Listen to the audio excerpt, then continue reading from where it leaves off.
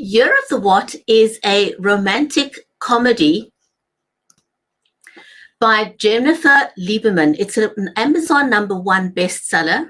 It was awarded the 2022 Global Books Gold Medal for Coming of Age books.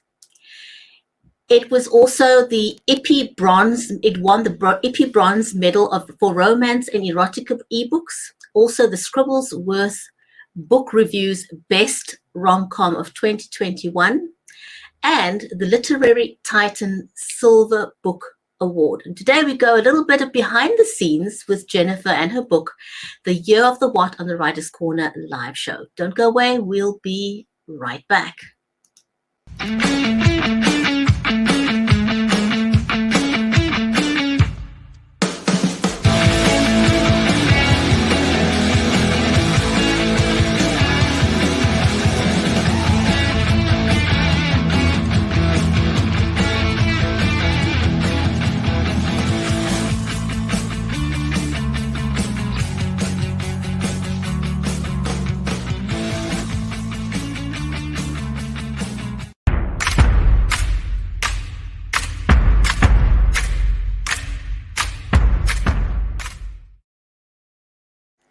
If you're just joining us, welcome to the Writers' Corner live show. I'm Bridget Lieberman from Cape Town in South Africa. And if this is the first time watching the Writers' Corner live show, we've been going for 4 years. It's our 4th year this year. Can't believe the time's gone by so quickly. We'd love to give you a shout out to welcome you to the show. Our show today is brought to you by Creative Edge, StreamYard, and BeLive Media. So a special warm welcome to all of you, our viewers. Now, one of the things that Mary and I are very passionate on the show is helping authors, which is what the show is all about. And a lot of authors are still pivoting by going online to promote their books and just to talk about their journey as an author. Some of the in-person events are opening up. We're starting to hear more and more of the authors going to in-person events, but people are still very, very, very careful. And so a lot of events are still happening online. And so we've just got a few recommendations for you. One of the things that we encourage you to level up if you are promoting your books online is it's important that people can hear you very clearly. And sometimes you may not get the best sound from your device. And so you could invest in something like this, which is the Rode Lavalier, which is just a clip-on microphone. Very easy if you wanted to move around. Or if you are stationed in your office at your desk when you're doing it, you could invest like something like a condenser microphone, which I have. But as I said, the lavalier works perfectly. Both Mary and I use the Logitech Brio cameras, which has got trademarked right light and HDR technology. And in plain English, it means that you don't need to be an expert at lighting to get a great effect. And now, I know that a lot of you still may use your phones to go live, and nothing wrong with that. The cameras on phones, on mobile devices, smartphones are absolutely amazing, whether it's Android or iPhone, they are great. But what we do recommend is to use a tripod, because if you're trying to, it's very difficult to hold your phone in your hand and then, hold your book in the other hand. It hampers your communication because your hands are not free. So do use a tripod of some sorts, whether it's an iOgrapher or a DJI Osmo, or just a regular tripod, but use something so that it'll enhance the experience for your viewers. Now I want to bring on my amazing co-host and friend, Mary Elizabeth Jackson. Mary is a special needs and disabilities advocate. She's a ghostwriter, and she's also an award-winning children's book author. And you can go and check out her latest release, which is Cheers from Heaven with Thornton Klein. Mary, how are you today? I am great. I'm doing great. And yeah, it is so, I don't know, every time we say it's been 4 years, it's still hard to believe, because it feels like yesterday we said, hey, we want to do a live stream show together, and then here we are. And it's so amazing, all the authors that we've met. This will be, I think, the second time we've had Jen on our show, and over in the last year or two, and we're so excited to have her back today. And we just love all our authors. It's just so fun hearing what they're doing and what they're up to, and just the backstory of how they got where they are and their inspirations. And it's so fun to share it with our audience. They'll find some new lovers and fans, right? Absolutely. So for those of you who don't know Jennifer Lieberman, who's never met her, she is a multi-award-winning author, actor and producer with a Bachelor of Arts in philosophy. She's appeared in over 30 stage productions around the world, including her award-winning solo show, which we'll ask her a little bit about, Year of the Slut, adapted from her book, Year of the What. Jennifer also wrote a number of screen and stage plays, including the wacky web series Dumpwater Divas and the short films Leash and Details, which screened at international film festivals. And so, without any further ado, let's invite our amazing guest, Jen Lieberman, to join us on the show for today, shall we?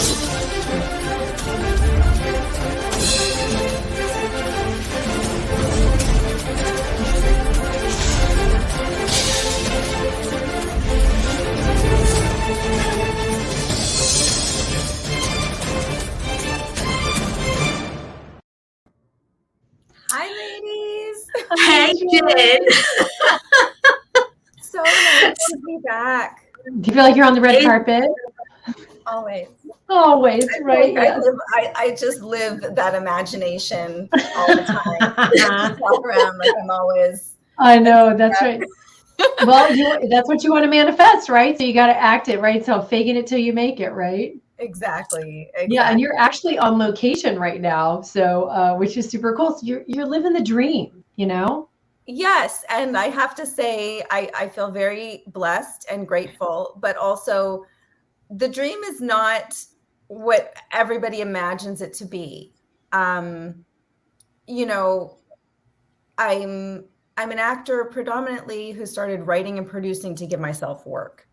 So I wear a lot of hats, and I'm constantly hustling my next project, but it's so exciting to be. So I'm in Los Angeles right now. A friend of mine asked me for a short script a few years ago, before the pandemic. And he just asked me and said, hey, he's been working in the corporate field. I met him when he was in film school, and we worked on one of his student films together and have been friends ever since. And he's taken several corporate jobs, and he just wanted to do something creative on the weekend. And I gave him a script. It's called The Vegan Fairy. And he was going to shoot it in New York when he was living there prior to the pandemic. But then the pandemic happened and everything got put on hold. And he recently moved to LA to work for a company out here and decided it was time to make this piece, and asked me to be in it, which is phenomenal because, like I said, I started writing and producing to give myself acting work. And this project is a huge milestone for me. It's a small short film project. It's a short comedy about veganism, but it's a milestone for me because this is the first time that somebody else is producing and funding one of my film pieces. So that's a huge Oh my gosh. thing. Congratulations. Yeah. Thank you. I've produced everything else that I've done on my own. Sure, I've been hired as an actor, but everything that I've written up until this point, I've found the funding, asked for favors, wrangled a team, put everything together. This one, I am helping out here and there as a producer and helping find some actors. I cast a bunch of my friends that I've worked with in the past. But ultimately, I just get to show up and know my lines and be the actor. So this is it's exciting and a big milestone, like I said. Oh, congratulations. You make it all sound so easy, So, I mean, how did you first get started in acting? I mean, I'm listening to everything that you're saying that you've done and accomplished. I'm thinking, how? Just where? Because a lot of people are like, where do I start? Okay, that's a really great question. So I started when I was a child. I lived in my imagination like most children do. And it's kind of a cute story how I started writing. I was a huge fan of Saved by the Bell, and I was in love with Zach Morris, and I wanted to be his girlfriend. So when I was 8 years old, I actually started writing little scripts and skits where I was like a student at Bayside and I was his girlfriend, because that was a way for me to like insert myself into these worlds that I wanted to live in. So when I started writing, I just started kind of inserting myself into shows or movies that I wanted to live in. And then as I got older, I was able to construct my own worlds and my own characters and my own plot lines. I didn't start actually performing. I started taking acting classes when I was in university. It was not something that was really encouraged at home. Like, and I do not blame parents at all. Like, now that I've been in the industry for almost 2 decades, I've run a few children's programs at different acting studios. I was performing arts director in elementary school. And I tell parents, children should not have jobs. So I agree. And even being in the industry, like, I'm not encouraging anybody to be an actor. If you don't have like a burning desire and that you're willing to make like millions of sacrifices that normal people would never make for their 9-to-5 job, then it's for you. But it's such a tough, competitive industry, you know, and basically you only get to win 5 to 10% of the time. So if you're okay with losing 90 to 95% of the time, this is for you. Wow.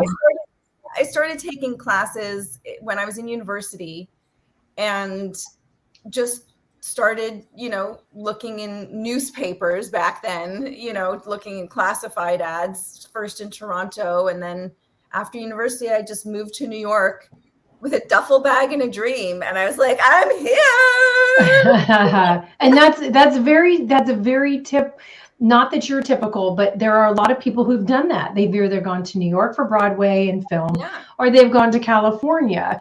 And, you know, I understand exactly the sacrifices you're talking about because I've got a musical theater family. So, you know, it's a lot of time and effort, and it is a love. It's a love that you are almost a slave to. And I take that lightly, you know what I mean? But you're so, like, you're willing to take and have those sacrifices and, you know, work for free and lots of losses and lots of, you know, but those gains are so amazing for, you know, just so amazing. Well, we want to say congratulations, right, Brigetti, on her award. We're so excited for you. And I know you're so excited, probably still pinching yourself just a little bit, you know, on that.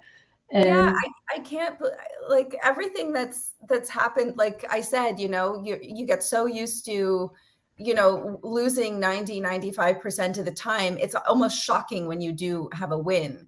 So last week I was awarded the Award of Excellence from the Reader's House magazine. That's award number 5, like 5. Like, what? Me? You know, I feel like that scene in Legally Blonde where she's like trying to get into that special group to help the professor with that big trial, and she goes and looks at the list and she's like, me. You know. I love that movie. Yeah. That is amazing. So with the adaptation of your book Year of the What into Year of the Slut, how was that? Was that always part of the plan? No, so actually, the show came first. The show was a showcase piece. When I first moved to LA, I had been in New York. I'd been doing theater. I got my, you know, chops there, you know, working with a few different theater companies and doing some really challenging stage work. And then I had produced a feature film that got some recognition in LA. I came out here for a festival and I was like, oh, maybe it's time to, you know, try film and television. The intention was always to get into film and TV, but there was like this in the acting world. It's like you go to New York to become an actor, you go to LA to become famous. But if you're a serious actor, you go to New York first to like learn the craft, because the stage acting is very different than film acting, but also you don't get a second take. You have to be able to deliver, and it has to be consistent, and it has to be every night live, as opposed to when you're doing a film acting is not easy by any means. I'm not saying that it's easy. It's just, you get a few different tries. So I did the stage version of Year of the Slut as a showcase piece. If you ever saw the movie La La Land, the Emma Stone character does this one-woman show to try and get an agent and a manager and try and get recognized in LA. So I was encouraged to do that. Year of the Slut was not the initial thing that I wanted to do, but I was brainstorming with a friend of mine who was the one encouraging me to do it. And all of my other ideas, she's like, no, you're not in New York. That's too artsy. That's too, you know, you need something commercial. You need a good title. You need a this, you need a that, you know? So I just kind of was like, well, I always thought like maybe when I was like an old lady, I'd write about the first year after my first major heartbreak, you know, and it would be called like Year of the Slut. And then, so I wrote the show, and of course it started loosely based on my experiences, but then I had to make it like really interesting and really outrageous. So I borrowed stories and made up a bunch of stuff. And so the play I did in Los Angeles, nobody of note really came, but I realized this is the first time in my creative life that I'm not just kind of like settling for bit roles and, you know, spending my time like hustling, just trying to get a foot in the door. I felt so fulfilled artistically, and I kept surprising myself every day with both my writing ability and my acting ability, because I played 10 characters. And I was just like, oh, wow, like there's something here. So I kept working on it, ended up getting into a festival in New York, winning the Audience Choice Award. And that's when people started saying this would be a great book. Like the title alone, you know, it would be flying off the shelves. So that's how it happened. Well, that's really awesome. And, you know, that's one of the things we wanted to ask you about was the hurdles that you faced during your adaptation, you know, from that to a book. And, you know, were you able to overcome them? Were they really challenging? You know, what were your biggest hurdles with those? Because that is a big deal. And you've got to have that one thing that people say, yeah, this is it. And then it's like spreads like wildfire, doesn't it? Yeah. You know, in the music business, they always say all it takes is one hit, and Yep. then you're on the map, you know, and, you know, there are names and songs we still remember from, you know, before I was born that, you know, that one hit is like what made that person. So initially writing the book was easy because I was adapting it from something already written. I knew the characters, I knew the show. Once again, of course, it took on a life of its own. I was able to do so much more with a story in a novel as opposed to something that I had to perform all alone on stage in an hour and a half. And then I had challenges because everybody seemed so interested in it before I wrote it. And then when I did write it, I couldn't really get a foot in the door with agents or publishers, or, you know, there were all those same roadblocks that I had in my acting career. So finally I realized, oh, well, maybe I need to hire an editor. And then big issue was I hired the wrong editor who didn't get it and didn't like the piece. So she was just kind of cruel, and her feedback shut me down for 2 years where I couldn't I couldn't even look at the manuscript. I was so upset and insecure and felt like it wasn't worthwhile. And then thank God for like good friends, and, you know, some friends of mine, you know, are like, whatever happened to that book you were writing? Like it was fun, because I gave a few girlfriends the first manuscript to kind of get feedback and see if it was even worthwhile. And they were all excited about it.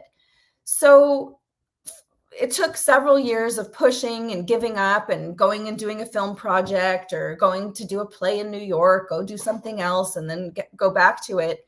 And it had been, you know, abandoned. And a few years ago, a friend of mine just encouraged me to self-publish it, not worry about it being successful, and just have it as a completed project, like make it to the finish line. Because with scripts and screenplays for movies, it's like you need hundreds of thousands to millions of dollars to actually execute it and get it to the finish line. With a self-published manuscript, it's a lot less steps and a lot less money, and you don't need a whole team of people, like a crew of, 20 people in the crew and 30 actors and, and all of that stuff. So that was the intention. And I put it out there, and I tried to do some marketing campaigns because, of course, you're not just going to publish it and just let it sit there. And the original title got censored. So I couldn't get any ads approved on Amazon, Facebook, Instagram, no social media. It kept getting flagged because the word slut was considered like too offensive, even though it's a feminist piece, even though it's deconstructing a word that's weaponized against women. And it's actually a young woman's journey of redefining what that word means to herself, because the character at the beginning of the book believed that anything more than one man would make you a slut. And she waited for the right guy, and she was with him for several years, and then it just totally fell apart. And that was just, kind of the catalyst for her reevaluating her own point of view of what female sexuality is. So that was like another huge disappointment, roadblock, and it took a year and a half. After a year, a colleague of mine started trying to convince me to change the title. She's like, it's a good book. There's no reason, it shouldn't be successful. And if the title's the only thing stopping you, then change the title. And it took another 6 months after she said that. Because, and it's funny, I was reading Napoleon Hill's Think and Grow Rich. I reread it every few years. And I started reading it around Christmas. Literally on New Year's Day, 2020, I get to the chapter about a guy whose book was a total failure. And then he changed the title, and it turned into this huge success. And I was like, okay, universe. Okay, I hear you. That is such an amazing story, and both heartwarming. And I'm really glad that that you're so honest about your journey and how hard it was, because I often look at my Twitter feed and I see new authors saying how hard it is to pick themselves up from the rejection. I see a lot of people saying, how many rejections do you have to go through before you'll get a yes? So it's really good that you're upfront and honest about that, because anybody wanting to become an author and thinking it's a way to get rich quickly, it absolutely is not. It's a lot of hard work, and it, what do you say it takes to persevere? I mean, you've had a lot of rejections along the way. What would you want to say to a new author out there who's generally, people are scared to get published, right? Your first book is just, you're scared of putting yourself out there. What is one piece of advice you'd like to give to someone that's in that space? So this is like the total opposite advice is from if you were in the business world. When you're an artist, when you're a creative, you can't end game. You can't worry so much about the end results. You have to love the process. You have to enjoy the process. If you don't enjoy sitting down and writing for 5 hours or 10 hours a day, then being an author isn't really for you. And if you're doing it because you're looking at the prize at the end of the road, that with every step, it might get further and further away. So really, you have to love it enough. I say like it's a one-sided relationship when you're a creative, because when you're in a relationship, there has to be this give and take, or else what's the point of sticking around? It's not a healthy relationship if it's one-sided. When you're a creative, you have to love it enough for both of you. You have to love it enough because chances are, like I said earlier, 90 to 95% of the time, it will not love you back. But if you love it enough, you don't care. You know, there's a purpose for it. And I think also, you know, Jen, we're so, and Brigetti just said it. I'm so grateful you're sharing all this very deep stuff that's so important for folks to understand, because it does look so glamorous. I mean, somebody watching you today is going to be, oh, she's living this glamorous life. But yet at the same time, you're saying, no, listen, I've scooped a bunch of poop in my life. I mean, I have been through the trenches and to hell and back, and here I am. And because of the tenacity and the perseverance and persistence and believing in, now you didn't always believe in your project, because you've told us here today that, you know, sometimes you just, it's like, and I can relate to some of what you're talking about, just even recently in my life, you just put it aside because you're just like, okay, I just can't fight this battle anymore. Yeah. But there's that personal relationship with stuff, with what's come from your soul, your spirit, and being a creative. And you know, there's a place in this world for it. You just got to find others who believe in that to help you get where you need to go as well. Isn't it true? Yeah, and it does take a village, you know, it takes having friends that you can trust to confide in, that aren't going to shoot down your ideas and be like, oh, what, you think like you can be a best-selling author, you know, because we have enough of that in our head. We have enough of negative self-talk in our head, that one is like surrounding yourself with supportive friends who want you to win. You know, they came up with that term frenemies, you know, like a decade ago. And that's a thing. There are a lot of frenemies out there that, you know, want you to stay at the same level as them, because then they don't have to reevaluate their choices or their decisions.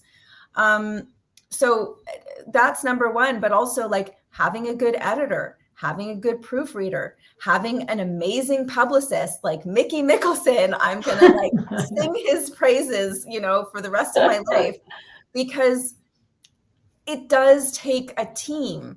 Even though you're an author and you're writing the book alone, nothing happens in a vacuum. Nothing in this world happens with just one person doing all of the work and wearing all of the hats. And finding people that you trust, that are encouraging, that like your writing, that like what you're doing. Like hiring an editor who didn't like my book, that was the worst decision ever. But how was I to know? You know, and that editor should have been candid with me and should have said, you know what, I'm not a right fit for this project. And right. And she didn't. And, you know, and then I found another editor who was a perfect fit for the project and loved it and thought it was phenomenal. So that's the other thing too, is like, just because somebody's really good in their field or really good at what they do doesn't mean they're the right fit for what you're doing. Yeah, you have to audition people. Gem. That's an amazing gem just right there, because I think, you know, as a new author, you may think, well, despite your gut, you may ignore your gut feel and say, well, the editor probably knows better than I do. But it's your book, it's your story, and so you should go with your gut. And if you feel in your gut that something doesn't feel right about the feedback you're getting, don't be scared to change your editor. That's a really great tip out there too. And it's an investment. It's an investment of your money, and you need to get your money's worth. But please, please, please do not put a book out there that's not been edited by somebody professional. Yeah. And it's funny because I was so naive when I started shopping the book around and sending it to, you know, publishers and agents and stuff. And it's like, I hadn't had an editor, and it's like, what are you doing, girl? But, yeah, so who knows? Who knows? Well, we're so grateful to have you here today and to just share your journey. And yeah, you know what? You just can't knock a good publicist, and you've got to have that tribe surrounding you, you know, or a good publisher if you have a publisher. And then, you know, your editor and your proofreader, like you said, and just your friends who are going to be honest with you, and family too, you know, whoever it is around you that, you know, you really need that. It's so important, but we're so glad to have you here, and we want to have you back on, obviously, because there's always so much to talk about. We can't wait to hear about your next, how this project wraps up that you're working on right now. Yes, absolutely. I'm so grateful to be here. I actually have a new poem I would love to share if you're open to it. Please go for it. Please do. Okay. We'd love to hear it. Yes, I'm so old-fashioned. I like have everything on paper.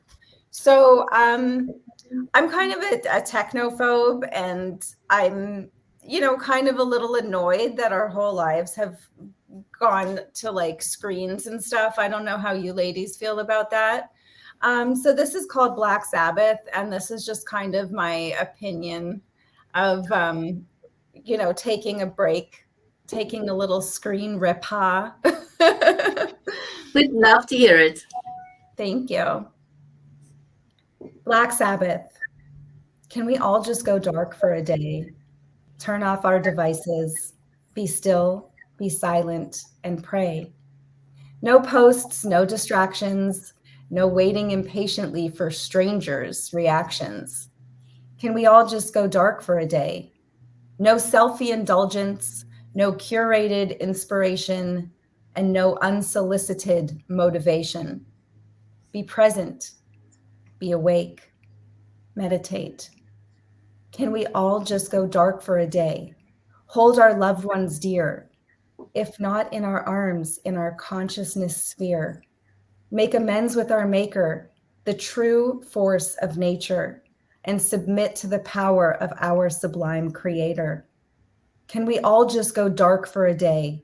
Shut our screens, search our souls, reclaim our minds that get hijacked every time we scroll, and finally take back our grip of the only thing we control. Can we all just go dark for a day? Spot on, Jen. Oh, wow. That is amazing. Have you published it? No, not yet.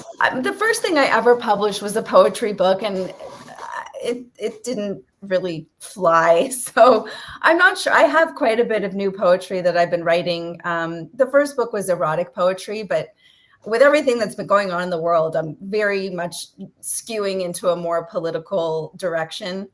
So I'm going to figure out what to do with it. It's good. It's very, very good. You should at least post it, say it's copyrighted or whatever, but it may even take off, put some music to it. Who knows? Everything is so strange these days, what works and what doesn't work, and what people watch and don't watch. It is like, it's almost like a shot in the dark, and I was thinking this morning, my son has YouTube on, and it was like, okay, so in the past, our superheroes and our people we were fans over and loved all were on the big screen, right? Now it's all the small screen, and it could be anybody.